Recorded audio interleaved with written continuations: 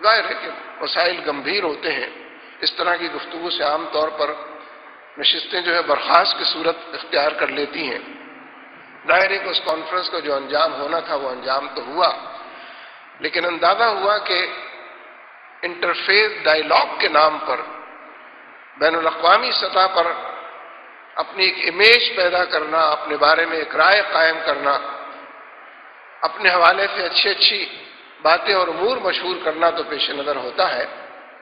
لیکن فی الحقیقت پرنالہ وہی گرتا ہے، نتیجہ وہی ڈھاک کے تین پات نکلتا ہے، اور ظلم کی داستان طویل سے طویل تر ہوتی جاتی ہے۔ ویسے تو یہ جو خاکوں کا معاملہ ہے، آپ کو یاد ہوگا کہ جارج بش نے یہ بات کہی تھی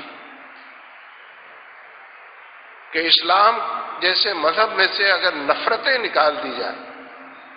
اور لوگوں کے مل جل کر رہنے کا کوئی سامان اس میں فراہم کر دیا جائے، اور اسلام کو جو قتل و مقاتلے سے دلچسپی ہے اس سے اس کو الگ کر دیا جائے، تو یہ قابل قبول مذہب ہو سکتا ہے۔ اور برطانیہ کی مشہور وزیر اعظم جو تھیچر ہوا کرتی تھیں، اس کے بعد بھی یہ سلسلہ جاری رہا۔ سب سے پہلے ان کی زبان سے یہ بات لوگوں نے سنی تھی کہ کمیونزم کو اور سوشلزم کو ہم نے دفن کر دیا، شکست سے ہزیمت سے دوچار کر دیا، لیکن اسلام کا خوفار ہونا جو ہے یہ ابھی تک باقی، اور جب تک اسلام کے اندر سے اس کی خوفاری کو اور اس کی مردم بیزاری کو نہیں نکالا جائے گا، دنیا سکون کا اور امن کا گہوارہ نہیں ہو سکتا۔ یہ سیاسی لوگ بیان دے رہے ہیں نا، یہ مقتدر لوگ بات کر رہے ہیں نا، یہ صاحب اختیار حکمران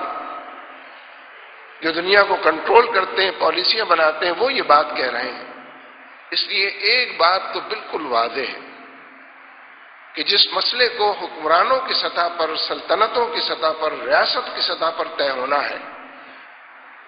جب عوام اپنے طور پر اس کو طے کرنے کے لیے نکلتے ہیں تو اس میں کچھ انڈسپلن بھی ہوتا ہے، ڈس آرگنائزیشن بھی ہوتی ہے، کچھ اونچ نیچ بھی ہو جاتی ہے، اور اس سے کچھ نئے مسائل بھی پیدا ہوتے ہیں۔ ہم اپنی ہی املاک کو ضائع کرتے ہیں، ہم اپنا غصہ اپنے اوپر ہی اتارتے ہیں، اصلاً تو ہم حکمرانوں کے خلاف غصہ اتارنا چاہتے ہیں۔ اگر میں نے ان دو اسٹیٹسمین کی، ان حکمرانوں کی اپنے اپنے دور کی بات عرض کی ہے، اس کا کوئی نوٹس کسی کی طرف سے نہیں لیا گیا۔ کسی حکمران نے آگے بڑھ کر نہیں کہا کہ مسز تھیچر غلط بات کہتی ہیں، جارج بش غلط بات کہتے ہیں۔ عوام اگر غم و غصے کا اظہار کریں، بڑے پیمانے پر سڑکوں کے اوپر آ جائیں، چاروں طرف عوام کا ایک امڑتا ہوا سیلاب سڑکوں کو بھر دے، اس کے باوجود پوری دنیا کو یہ بات معلوم ہوتی ہے کہ ان کے حکمران ہمارے جیب کی گھڑی، ان کے حکمران ہماری مٹھیوں کے اندر بند ہیں، ان کی پالیسیاں ہم ڈکٹیٹ کرتے ہیں، اس کی ترجیحات کا ہم تعین کرتے ہیں۔ یہ بالکل یتیم و یسیر لوگ ہیں، بے آسرا ہیں، پھر یہ جو کچھ کریں گے اور بہت دور تک کریں گے۔ ہم اس حوالے سے بھی ایک چارج شیٹ اپنے پاس رکھتے ہیں کہ جو ان کے حکمرانوں سے جس پر عمل درآمد کرا ہے۔ اس لیے فی الحقیقت اس پر بھی اس وقت اعتراض ہو رہا ہے کہ لاہور ہائی کورٹ نے جو فیصلہ کیا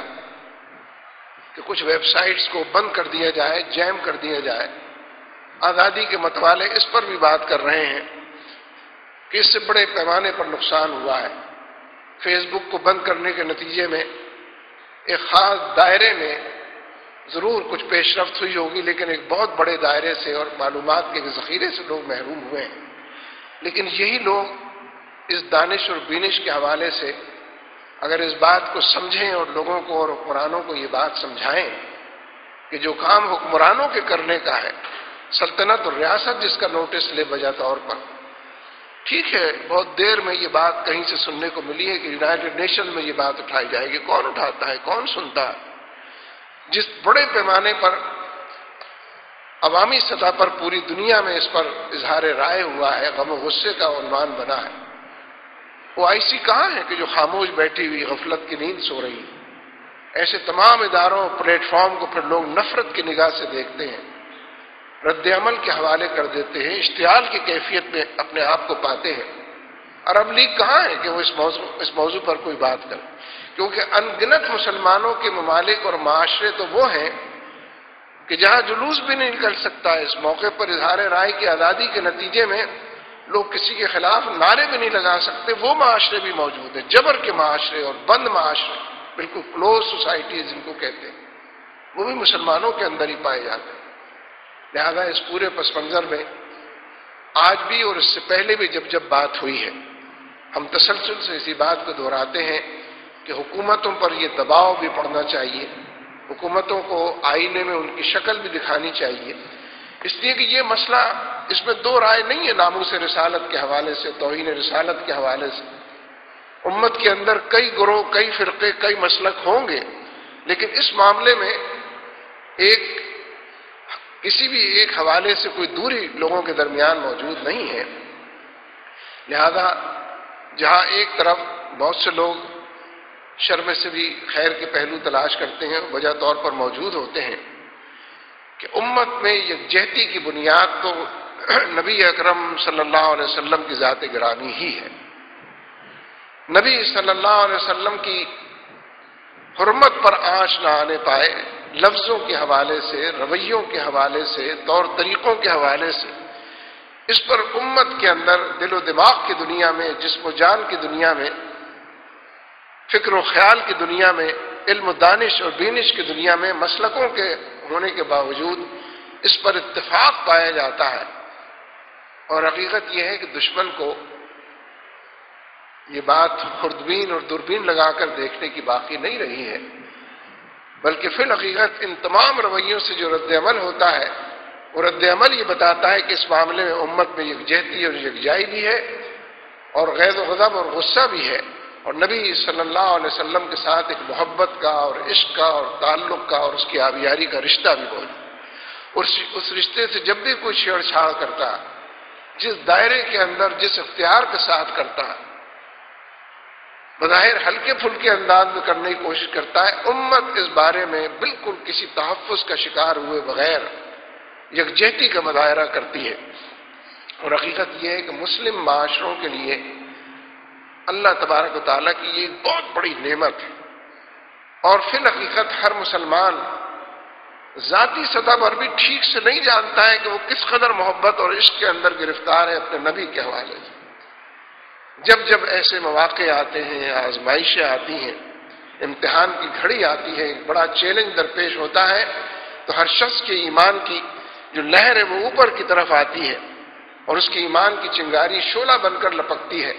اور اس کی طبیعتوں اور مزاج کے اندر بجلیاں بھر جاتی ہیں، اور وہ کچھ کرنے اور کر گزرنے کے لیے اپنے آپ کو بالکل آمادہ، تیار اور پیکار پاتا ہے۔ اور فی الحقیقت اگر معاشرے کے اندر وہ حکومتیں موجود ہوں کہ جو انسانوں کی ان صلاحیتوں سے اور اس کیفیت سے فائدہ اٹھائیں، تو بہت بڑے پیمانے پر حکومتی سطح پر اور بین الاقوامی اداروں کے اندر وہ کام اور کارگزاری دکھائی جا سکتی ہے کہ جو مطلوب۔ لہذا اس معاملے میں وقتی طور پر پھر یہ بات دب جائے گی۔ مغرب میں لکھنے والے، ان کے سوچ وچار کرنے والے اور ان کے تھنک ٹینکس جا بجا اس بات کو بھی لکھتے ہیں کہ یہ خاکے اڑانے سے اور کارٹون بنانے سے اور بے حرمتی کرنے سے اور توہین آمیز کلمات کہنے سے اور مسلمانوں کا بظاہر دل دکھانے سے مطلوب یہ ہے کہ اتنے بڑے پیمانے پر ان کا دل دکھایا جائے کہ ان کا دل دکھنا ہی بند ہو جائے، یہ بھول جائیں دل کا دکھنا جو ہے، یہ بالکل لوگوں کی طرح سخت دل اور سخت جان ہو جائے، اور ان کی طبیعتوں اور مزاجوں کے اندر دین سے اور اسلام سے اور اللہ اور اس کے رسول صلی اللہ علیہ وسلم کے ساتھ جو تعلق کی کیفیت پائی جاتی ہے، وہ تعلق کی کیفیت اس سرے سے ختم ہو جائے اور مٹ جائے۔ ہم سمجھتے ہیں کہ یہ بڑی سادگی کی بات ہے،